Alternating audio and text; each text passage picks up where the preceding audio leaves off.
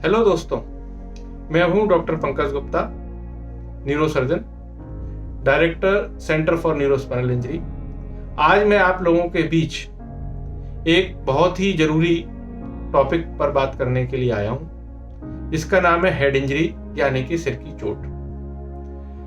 आज इस बारे में बात करने से पहले मैं आपको सबसे पहले ये बताना चाहूंगा कि हेड इंजरी है क्या।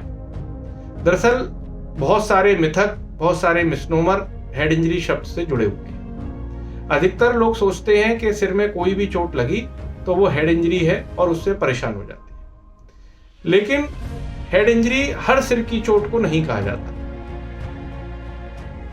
हमारा सिर, इसके अंदर कुछ हिस्से जो हैं वो बोन के हैं, हड्डी के हैं, और कुछ हिस्से सॉफ्ट टिश्यू के हैं। जो सबसे बाहर का हिस्सा है, जिसपे हमारे बाल उगे हुए होते हैं, जो चमड़ी का हिस्सा है, जिसको हम लोग स्कैल्प बोलते हैं, और उसके नीचे 20 हड्डियों से बना हुआ एक स्कल होती है, एक खोपड़ी होती है, जो कि आप लोगों ने कभी कभी कंकालों में या फिर यह है पिक्चरों में देखी होगी, जिसको हम लोग स्कल बोन बोलते हैं। इसके नीचे एक बहुत ही सॉफ्ट, बहुत ही मुलायम सा ऑर्गन है, जिसको हम लोग मस्तिष्क या ब्रेन कहते हैं। तो हेड इंजरी को समझने के लिए इन दो चीजों को अलग अलग समझना जरूरी है। अगर कोई चोट, कोई इंपैक्ट, कोई इंजरी केवल स्कल बोन को या खोपड़ी को प्रभावित करता है तो हम उसको हेड इंजरी नहीं मानते। ऐसी चोट जो स्कल बोन को यानी कि खोपड़ी को और आपके ब्रेन को प्रभावित करती है, उसे हम हेड इंजरी मानते हैं। यानी कि हेड इंजरी के लिए ब्रेन या दिमाग या मस्तिष्क का चोटग्रस्त होना जरूरी है, क्योंकि वही सीरियस प्रॉब्लम। अगर केवल हड्डी में चोट लगी है, केवल स्कल बोन में चोट लगी है, उसके ऊपर चोट लगी है, स्कैल्प में चोट लगी है, हो सकता है कि केवल खून जम गया हो, केवल सूजन आ गई हो, या ऊपर की खाल फट गई हो सकता है बहुत ज्यादा खाल फट गई हो, लेकिन वो हेड इंजरी में हम लोग उसे कंसीडर नहीं करते। उसको हम लोग स्कैल्प इंजरी या स्कैल्प लेसरेशंस में कंसीडर करते हैं। तो हमें सबसे पहले ये समझना था कि हेड इंजरी है क्या। यानी कि अगर उसमें ब्रेन इन्वॉल्व नहीं है, मस्तिष्क इन्वॉल्व नहीं है, तो उसमें परेशान होने की जरूरत नहीं है। उसको केवल एक साधारण, कोई भी आपका जनरल प्रैक्टिशनर, उसके लिए किसी सुपर स्पेशलाइजेशन की जरूरत नहीं है। वो उसका इलाज कर सकता है, उसके अंदर स्टिच कर सकता है, टाँके लगा सकता है, और आप निश्चिंत होकर अपने घर जा सकते हैं। दूसरी बात, आज हेड इंजरी के बारे में बात करना क्यों जरूरी है, ये प्रॉब्लम इतनी सीरियस क्यों समझी जा रही है। दरअसल जैसे जैसे सभ्यता का विकास हुआ है, जैसे जैसे हम लोग जो है औद्योगिकरण की तरफ, इंडस्ट्रियलाइजेशन की तरफ आगे जा रहे हैं, वैसे वैसे सड़कों पर चलने वाले व्हीकल्स, वाहन, उनकी संख्या बढ़ती जा रही है। उसकी वजह से रोड ट्रैफिक एक्सीडेंट यानी कि आरटीए की संख्या बढ़ती जा रही है। आज हिंदुस्तान में प्रतिदिन करीब 350 से 400 लोग जो है केवल रोड ट्रैफिक एक्सीडेंट की वजह से अकाल मृत्यु को प्राप्त हो जाते हैं। हर 6 दुर्घटनाओं में से एक दुर्घटना जो है वो मृत्यु का कारण बनती है। पूरे विश्व में सबसे ज्यादा रोड ट्रैफिक एक्सीडेंट का रेशो, रोड ट्रैफिक एक्सीडेंट का एवरेज केवल हमारे हिंदुस्तान में ही है। तो इसलिए हमें इस हेड इंजरी को समझना जरूरी है। जितनी भी हेड इंजरीज होती हैं, जितने भी सिर की चोट होती हैं, उसमें से करीब 60% केवल रोड ट्रैफिक एक्सीडेंट अकेले की वजह से होती है। बाकी कुछ बच्चों के छत से गिरने की वजह से, कुछ आपस में लड़ाई झगड़े की वजह से यानी असॉल्ट की वजह से, और बहुत सारे कारणों से होती हैं। लेकिन 60% इतना बड़ा आंकड़ा है कि हमें रोड ट्रैफिक एक्सीडेंट पे ध्यान देना बहुत जरूरी है।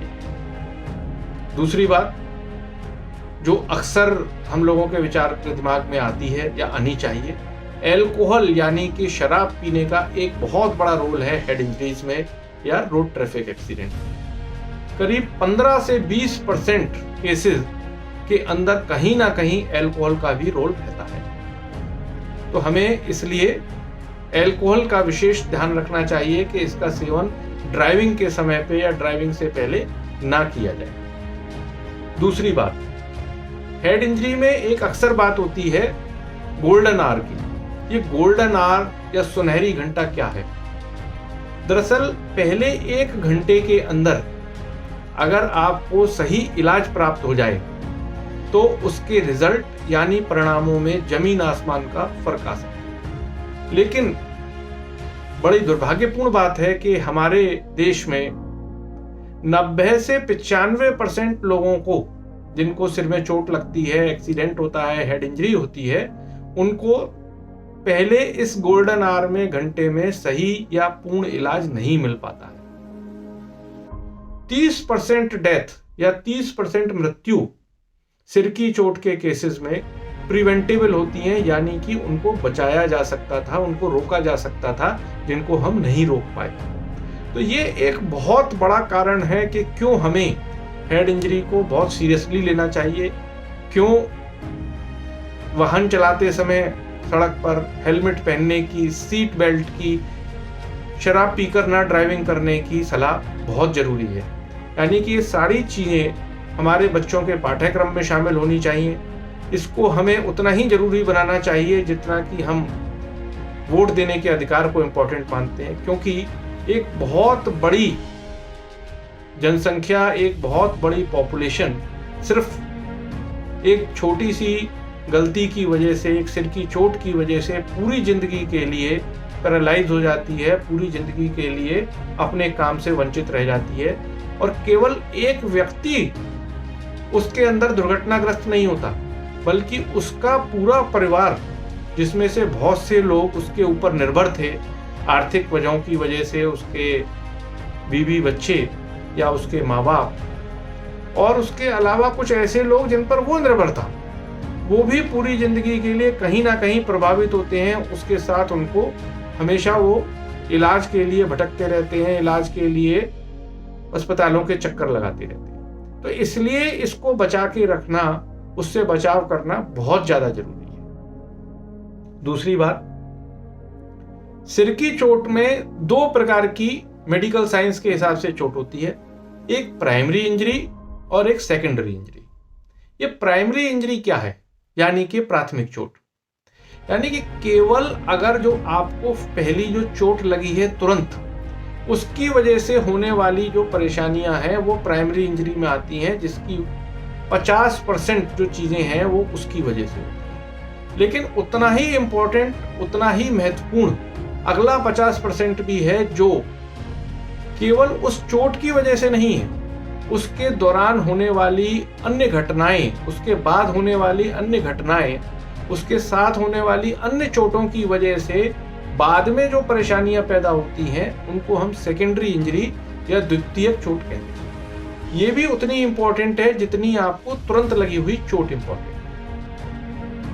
अब हेड इंजरी की सीवियरिटी या गंभीरता को हम कैसे समझते हैं?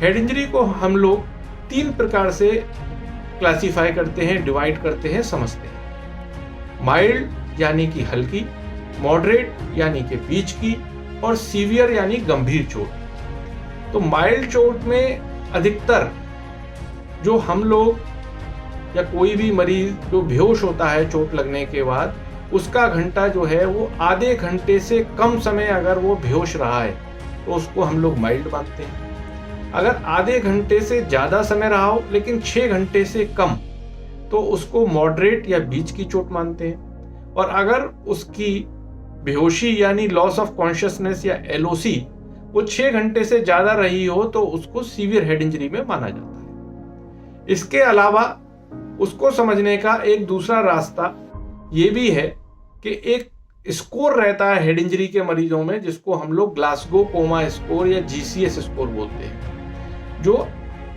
मरीज की आंखों की पुतली यानी कि आई ओपनिंग, कि अपने आप से वो आंख खोल पा रहा है या नहीं खोल पा रहा है, आदमी के स्टिमुलस देने पे, नोचने पे खोल पा रहा है या आवाज लगाने पे खोल पा रहा है, इस पे निर्भर करती है।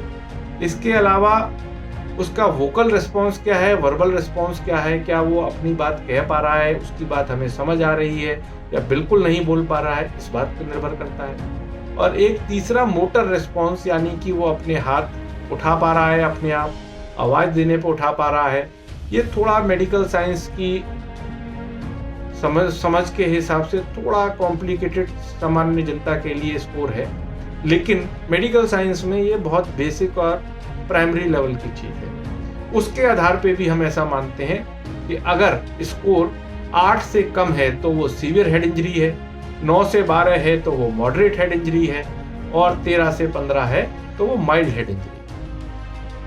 अब अगली बात करते हैं कि हेड इंजरी में क्या कुछ ऐसे केसेस हैं कि जो हम ये समझें कि अगर कोई बहुत सीरियस हेड इंजरी का केस है, वो लंबे समय से बेहोश है, कुछ कोमा में रहा है, तो अब उसमें कुछ नहीं हो सकता। जैसे कि अक्सर जो है मरीज और मरीज के साथ वाले ऐसे केसेस में होप छोड़ देते हैं, आशा छोड़ देते हैं। तो हमें समझना पड़ेगा कि कोई भी सिर की चोट इतनी मामूली नहीं होती, इतनी माइल्ड नहीं होती कि उसको ये समझ के इलाज ना कराया जाए, छोड़ दिया जाए कि अब इसमें कुछ नहीं होगा।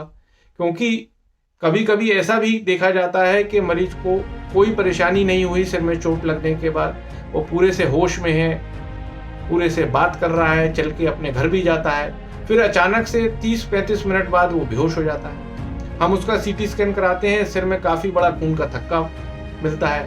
अगर समय पे इलाज मिल जाता है तो वो बच जाता है, नहीं तो फिर उसका परिणाम गंभीर हो जाता है। और कोई भी सिर की चोट या हेड इंजरी इतनी सीरियस नहीं होती, इतनी गंभीर नहीं होती कि हम ये कहें कि अब उसमें कुछ हो ही नहीं सकता। इतिहास में, मेडिकल हिस्ट्री में, लिटरेचर में ऐसे हजारों लाखों केस हैं कि जो कोमा में जाने के बाद भी ठीक हो गए, जिसमें डॉक्टरों ने भी आस छोड़ दी थी, लेकिन समय के साथ धीरे धीरे मरीज के रिश्तेदारों की, नर्सिंग स्टाफ की मेहनत से, भगवान की मेहरबानी से वो लोग पूरी तरीके से स्वस्थ हो गए। ऐसा ही एक केस जो है जोधपुर के महाराजा का है। उनके जोधपुर के महाराजा शिवराज सिंह जो पोलो खेलते हुए दुर्घटनाग्रस्त हो गए थे, घोड़े से गिर गए थे। उसके बाद उनको एसएमएस हॉस्पिटल जयपुर ले जाया गया, उसके बाद बॉम्बे हॉस्पिटल ले जाया गया, उसके बाद वो अमेरिका भी गए। 6 साल तक धीरे धीरे करके उनके साथ डॉक्टरों की टीम लगी रही, नर्सिंग स्टाफ लगा रहा, घर वाले लगे रहे, उनकी प्रजा की शुभकामनाएं उनके साथ थी। धीरे धीरे वो पूर्ण रूप से स्वस्थ हो गए, उनकी मैरिज भी हो गई। तो इस प्रकार के कुछ इंसिडेंट्स ये शो करते हैं कि बहुत गंभीर चोट में भी पूरी तरीके से ठीक होने की संभावना है।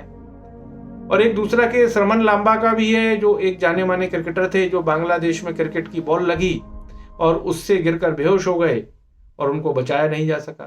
तो यानी कि एक छोटी सी क्रिकेट की बॉल की चोट से भी आदमी को ऐसा हो सकता है। तो इसलिए हमें हेड इंजरी को समझना बहुत जरूरी है कि हम ये समझें कि हमें किस प्रकार की चोट है, हमें क्या करना चाहिए, हेड इंजरी से बचाव किस प्रकार करना चाहिए, क्या क्या चीज़ें हैं जिनको हम हल्का समझकर छोड़ देते हैं कि हेलमेट क्यों पहनना है, हमें पास में ही तो जाना है, या सीट बेल्ट क्यों लगानी है। तो ये सारी चीज़ें इसलिए ज़रूरी हैं क्योंकि जैसे जैसे तरक्की होती जाएगी, जैसे जैसे इंडस्ट्रियलाइजेशन होता जाएगा, जैसे जैसे व्हीकल्स का नंबर बढ़ता जाएगा, वैसे वैसे उसके साथ आने वाली परेशानियां भी हमारे सामने। तो मैं आशा करता हूं कि आज कुछ हम लोग हेड इंजरी के बारे में ज़रूर जाने होंगे, कुछ हम लोगों ने ये ज़रूर समझा होगा कि इससे बचाव के लिए हमें कुछ सावधानियों का ध्यान रखना चाहिए और ना ही घबराना चाहिए और ना ही उसको ओवरलुक करना चाहिए कि उसको ये सोचकर छोड़ देना चाहिए कि हमें इसमें कोई परेशानी नहीं हो।